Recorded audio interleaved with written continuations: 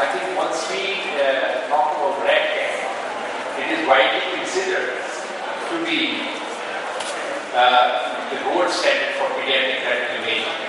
I think that got we are all aware, and at present we do have like a 130-degree lens where we can image retina almost by expert up to retina. I think we have these two kinds available. One is the red-10 which in fact can do angiography, and the red-10 shuttle, in fact, that is what I have in my center, where we can do only the retinal imaging. And so I think most of these are, as I said already here, will be available in many depots, as well as mostly in a operating room, or but in our country they are not that many, but still the numbers is increasing. And what are the basic applications? The applications are that ROT is used especially for ROT screening and management. In cases of retinoblastoma, juvenile glaucoma, shaken baby syndrome, fluorescein angiography, and VA segment imaging. Basically, when we talk in terms of a pediatric retinal diseases, the three most important being retinopathy of prematurity, retinoblastoma, and shaken baby syndrome. And it has been a gold standard for retinoblastoma, especially in many centers across the world, as one could really monitor all the changes which come up in these cases, and they'll be right from the beginning and after treatment. And in fact, 80% of the top US pediatric hospitals, they have this kind of facility, which is used both for retinoblastoma as well as for ROP. I think as far as ROP is concerned, we can image the entire retina in one shot, and I said it's like a 130-degree, and we can have instant documentation and direct comparison of image. That means you can compare with what has been done previously. It can be done by a nurse or a technician, so you don't need an expert, that means an ophthalmologist for this. And it's a quick exam. It could be done, expert will do just in probably a few minutes. And of course, it has been proven now at this time that there is a clinical efficacy. And the biggest thing which Anand has done, and has done a lot of work, and a lot of work has been done in the center across the globe, where you would use that this as a telemedicine tool, that if for implementation of ROP, since it requires a degree of expertise, and most of the general ophthalmologists, pediatricians, and neurologists, they will not be able to do that.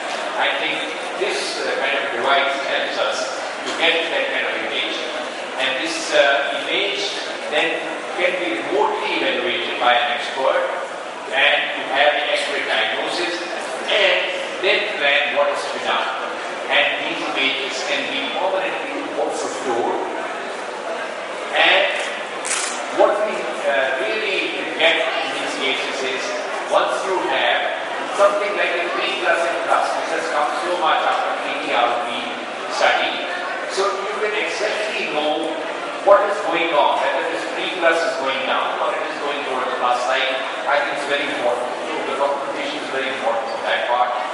So, and we also know after the PTRP study and in the revised classification also, which was revisited, there is the plus disease, at least in group 1, which is with the tortuosity and dilatation of vessels, which is to be called as a plus disease, and it has to be probably compared to the standard programs which are there.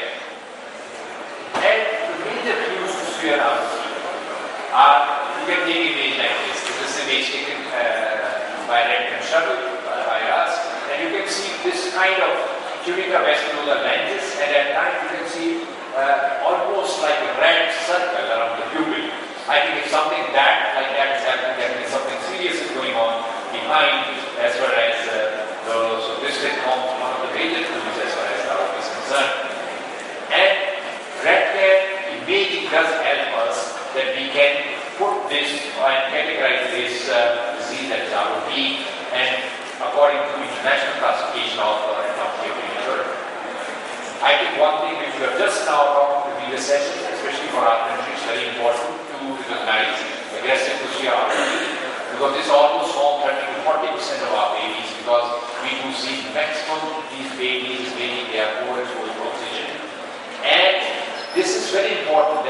must diagnose this early because this will never go to any stage and it needs to be treated straight away. So I think it becomes very important that in imaging we must recognize this entity. I would like to just show you these pictures given to me way back by Michael Shapiro. I think he came to Varanasi, and that is the place he had taken the AI first, given these pictures to me. And they are very severe disease, the plus disease, and you can see what happens here. Just in 1 week time, the plus disease has increased, and so has the neovascularization. And it has further progressed just in 2 days. So this is what could happen in a HDRP case, and this has been treated subsequently by him, and this is what has been done. And you will see almost 100 laser scars like that. The disease regresses, and this is the other eye of the same baby. On rat scan imaging, you can see there has been a progression of the disease despite laser treatment. That means it has gone on to stage 4. That means this particular case would require a lens-sparing vitrectomy as far as the other eye is concerned. So I think it helps us a lot as far as even monitoring such cases closely and then planning for the treatment is concerned. It's one of our baby. You can see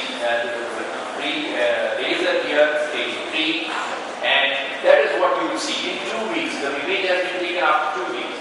The vessels, yes, the image has been taken after 2 weeks exactly, and that is what you see. These vessels, they would straighten up, and the disease would regress, and you can very well monitor that on. And another example you can see here, to see a zone 2 disease, you do a monitoring laser, these vessels would straighten up, and you can monitor them very well on that hand. There's so many such examples here, and I think this is a montage, nice montage made by Anand here, and you can have such a excellent documentation as far as this white field retinal imaging with that camera is concerned. You can also monitor some of these cases after laser or when they come late to you, and you have narrow arcade, wrist drag, and which are the major sequelae, and of course angiogram is the second part here, so you can have monitor all the changes which happen here.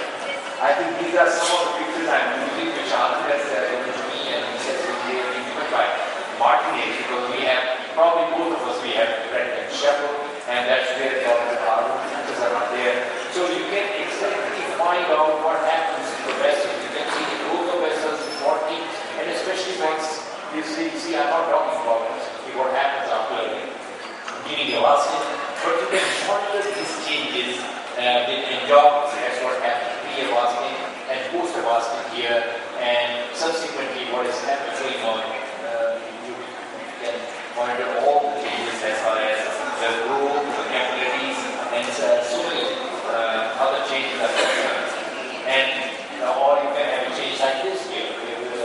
You have leakage right into the posterior area and the area, but the OCT is not showing any of the leakage here. So what many things can happen. You may also many children, some of these they have like rectal hemorrhages, and you may be able to monitor them and also know what's going on. So many conditions. I can get in our center a lot of these storage disorders, others bilateral. You can see here red spot. You get a lot of such babies, and even with babies like having a congenital stationary night blindness, and so many of these things. So you have absolutely excellent documentation and visualization with the red pen imaging.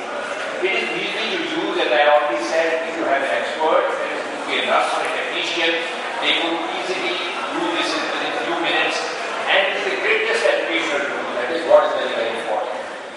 They have poor quality images in up to 20% because of the poor adaptation of the pupil, or at times we have overestimation of it because currently very difficult, especially the pupil doesn't dilate, and you have a lot of people using other schools of angles. So in conclusion, random screening for ROT has become a very, very important, and since it is being more used as an element, which subsequently, in fact, Anand has used it so effectively.